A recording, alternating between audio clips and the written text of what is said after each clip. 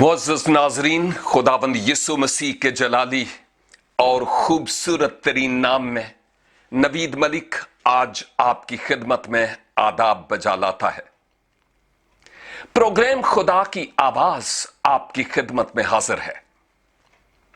आज मैं आपसे एक खास मौजू पर बात करना चाहता हूं और वो भी मेरे एक बहुत ही मोहसन दोस्त और रफीक ने मौजू मुझे दिया। मुझे बहुत अच्छा लगा और फिर मैंने चाहा कि जरूर इस मौजू पर कुछ प्रोग्राम्स मैं रिकॉर्ड करके आपकी खिदमत में हाजिर हूंगा। और वो सवाल ये था कि जी आप ये बताइए कि मसीह खुदावंद गुनहगार इंसान के लिए मर गया, तो क्यों मर गया? क्या रीजन थी कि एक आदमी के मरने के सबब से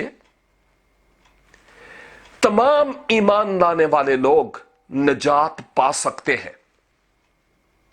क्या रीजन है इसके पीछे कि एक खुदावंद यीशु मसीह मर गया और आप कहते हैं हम गुनाहों से मखलसी और निजात पाते हैं? क्या इसके पीछे कोई और सबील या रास्ता नहीं था कि इंसान गुनाहों की मुआफी और हमेशा की जिंदगी हासिल कर सकता? क्या कोई और ऐसा तरीका नहीं था? आज मेरे अजीजों, मैं इस मौजू पर आपसे बात करना चाहता हूं, लेकिन चूंकि यह कोई इतनी बात तो है नहीं कि मैं चंद मिनट में आपकी खिदमत में इसको मुकम्मल कर लूं। इसके लिए तो यूं कहा जा सकता है कि मेरी सारी जिंदगी, मेरा सारा जीवन चाहिए इस मौजू पर बात करने के लिए।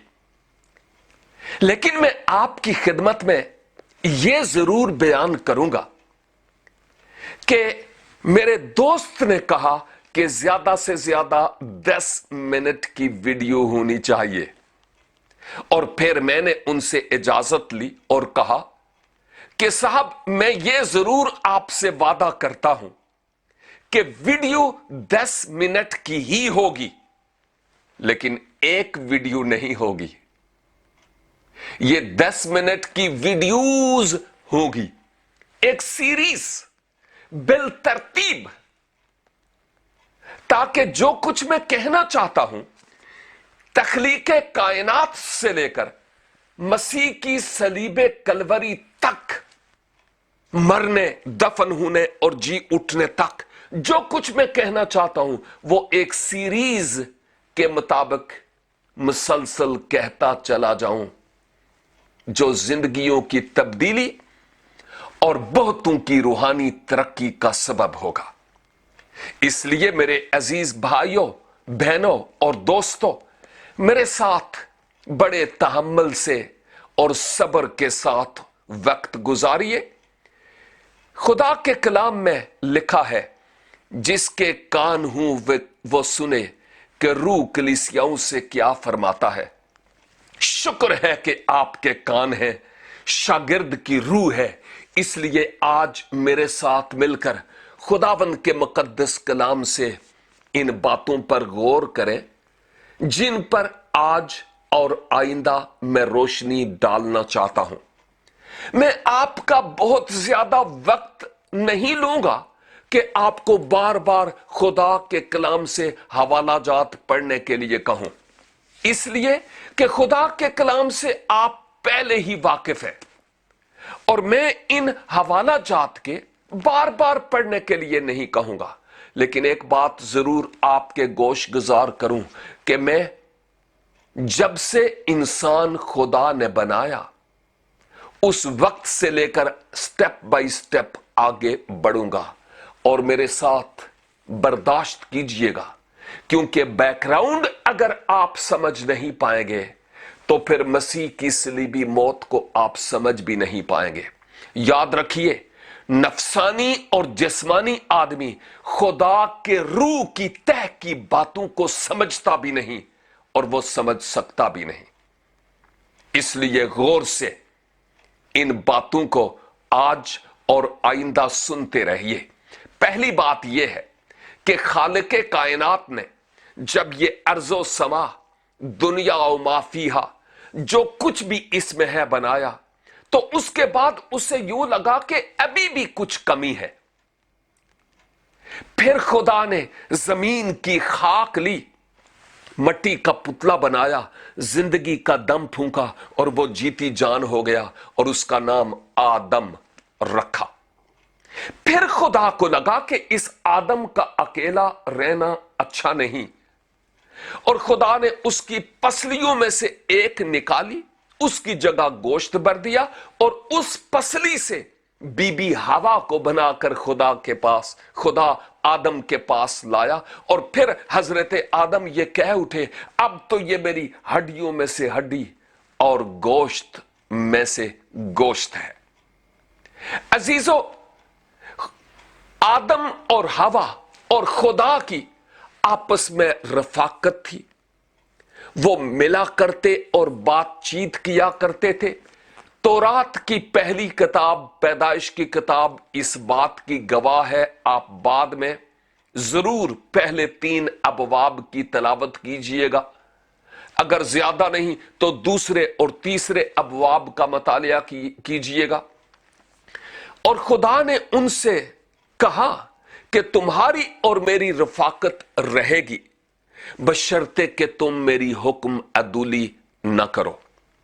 तुम मेरी कुर्बत और मेरी नजदीकी में रहोगे और रह सकते हो, लेकिन लाजिम है कि तुम मेरे फर्मा बरदार रहो।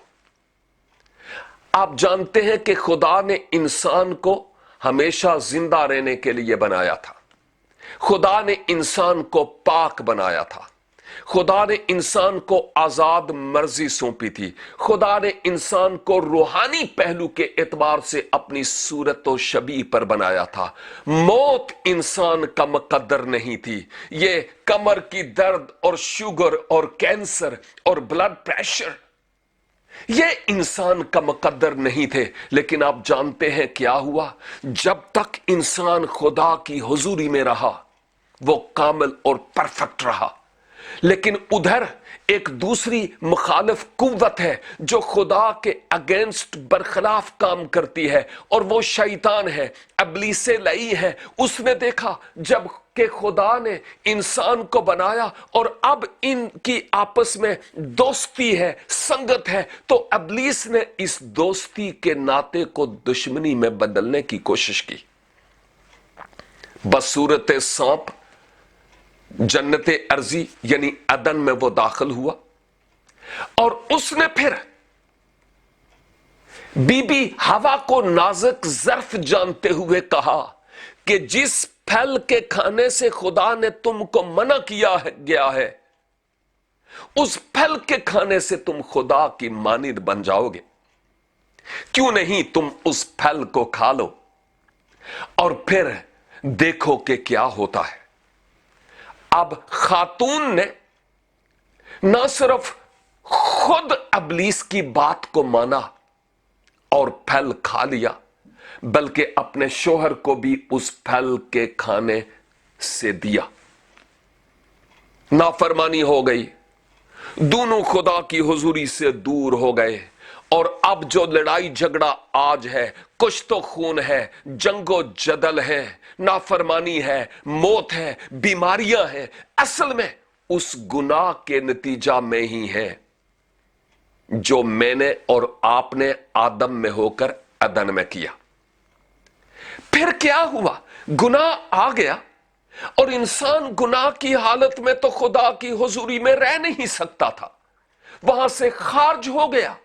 इंसान ने कोशिश की कि अब चूंकि उसको गुनाह के आलम में अपना नंग नजर आता था, शजरे इंजीर के पत्तों से उसने अपना नंग ढांपने की कोशिश की। लेकिन खुदा मोहब्बत है, उसने इंसान के लिए एक और इंतजाम किया था। वो इंतजाम क्या किया था आज नहीं बताऊंगा। सस्पेंस और जुस्तजू और तजस्सुस में रहे। मिलते हैं नेक्स्ट टाइम, इंतजार कीजिए। खुदावंद आपको اس کلام کی ان خوبصورت باتوں کے وسیلہ سے برکت دے.